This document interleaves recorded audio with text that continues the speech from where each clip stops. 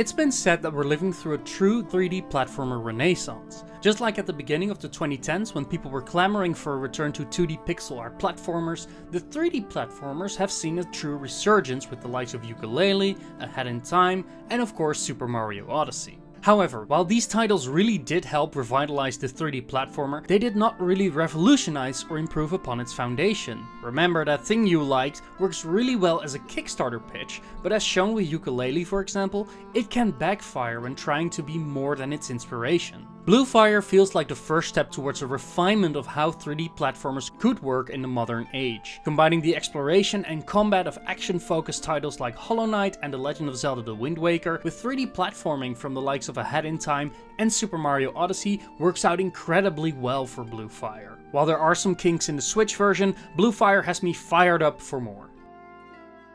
Blue Fire sees you traversing the Penumbra, a dark floating castle in the sky, where you awaken as Umbra, a warrior that has been infused with both fire and shadow. Penumbra has been forsaken due to the war between 5 gods and the Black Shadow, an entity that has corrupted most of the castle. When you awake, you are armed with nothing more than your dual blades and a mission to save the Penumbra. Purely from a design aspect, the Penumbra looks incredible. You might expect it to be just a confusing maze of corridors and chambers, and while it does start out like that at first, the locations within the castle are incredibly varied. From molten rivers of lava deep beneath the castle to the serene abandoned path, there is a lot of visual creativity at play here. The soundtrack, while being mostly ambient, complements the atmosphere very well. Threatening when facing bosses, but also calming when visiting some of the small settlements scattered throughout the world. Speaking of the settlements, they have a real charm to them thanks to the different NPCs you meet along the way. These cute little fellows all have their own personalities and help you with side quests, discoveries,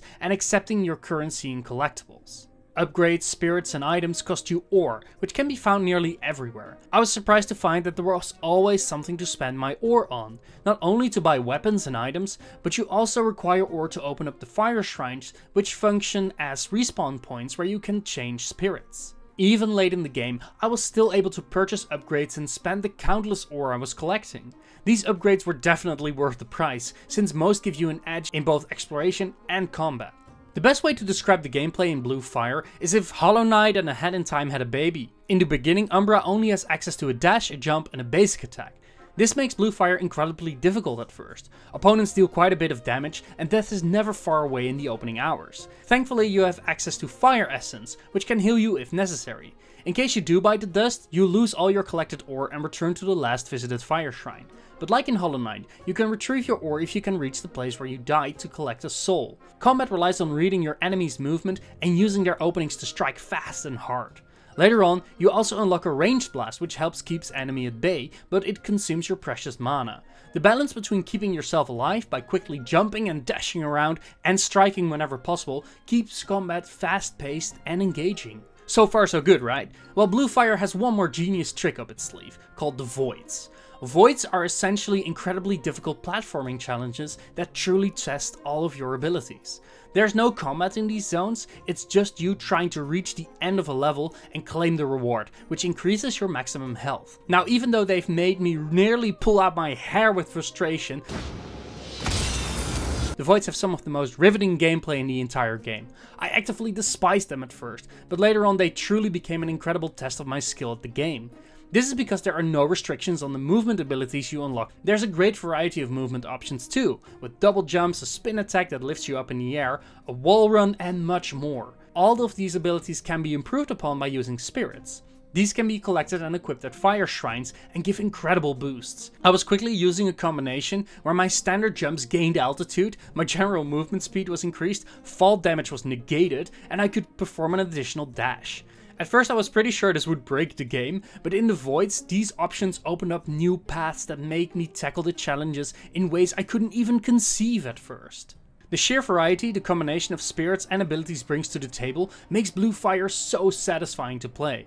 Segments of the game I struggled with at first became a joy to traverse, and the developers clearly have hidden chests, collectibles, and additional challenges everywhere to make you feel rewarded for going the extra mile with exploring. The jumping, running, slashing, and dashing just feels so good to perform, especially when stringing them all together during the Void challenges or boss fights. Simply put, it's these mechanics that actually pushed me over the edge to nearly 100% complete the game during the review period. I just didn't want the experience to end. I felt rewarded in discovering all the secret paths, chests, and purchasing everything I could get my hands on. By the end of my time with the game, a good 18 hours later, I felt like an invincible knight. Even with all the upgrades, the final boss was quite a challenge, but after the dust had settled, Blue Fire had segmented itself in my mind as one of the most fun surprises on the Switch I've had in quite some time. That being said, Switch players should be warned that this experience feels compromised when taking performance into consideration. Frame rate stutters were inescapable, and I even encountered quite a few crashes and game-breaking glitches. Thankfully, the autosave is rigorous and I never lost much progress after a crash. I really hope that the developers are able to polish up the experience on Switch, because it feels like they themselves aren't quite ready to close the book on Blue Fire just yet. Another thing I feel the need to mention is that Blue Fire does not have any map system in the slightest. While this really ticked me off at first, I quickly adapted to the whole situation because each location is so strikingly different and fairly easy to navigate. It may however be an annoyance if you are going for the full 100% completion, just because you might have missed a hidden chest or a specific unlock. Still, the dungeons and world are so well designed that I rarely got lost. Blue Fire is everything I didn't know I wanted out of a 3D platformer.